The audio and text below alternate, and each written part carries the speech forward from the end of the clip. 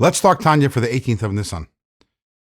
In yesterday's Tanya, the Alter Rebbe explains that love alone is not enough. We must have yira, we must have awe and reverence for God.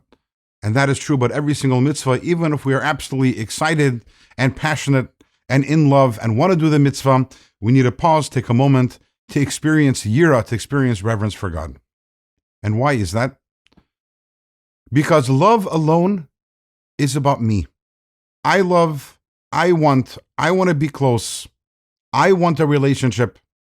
If I only experience love and I don't have the awe and the reverence and respect for God, am I really making space for Him? Is it really about Him or is it really about me? And that's why the Torah tells us, Va'avadatem es Hashem Elokeichem, we have to serve God. We have to be like a servant of God. Yes, we'll find out in later segments it's also important to be a child of God and to have that love for God. But first and foremost, step number one is we need to be a servant of God. We need to do something with Kabbalah's oil, what we call the acceptance of the yoke of heaven. I am doing it because He is my God and because He commanded me to do it. He wants me to do it. This is about Him. In the words of the Tanya over here, the Tanya says, if a person studies Torah and does a mitzvah with love alone in order to connect to God, this is not called the service of an eved, the service of a servant. The Torah commands us we need to serve God. We need to be of service to God. And as Alter Rebbe continues and he says, he quotes from the Zohar, that a person must accept upon him or herself the yoke of heaven. If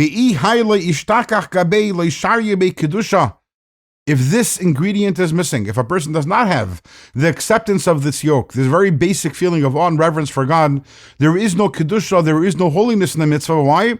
Because the mitzvah is not about God, it's about me. If I want there to be holiness in the mitzvah, it has to be about Him and about doing what He wants. And this is a very different way of thinking about yira, about awe of God. Again, as we spoke about this a little yesterday, most of us tend to look at yira as a crutch. Why do I need it? I need it because sometimes I won't be motivated to serve God unless I have that feeling of awe and reverence. And now we're saying, no, yira is not just to get me to do what's right. Even if I were to do everything right, but without yira, there is no holiness in the mitzvah. The yira is what brings in the holiness, because the yira is what makes it not about me, but about God.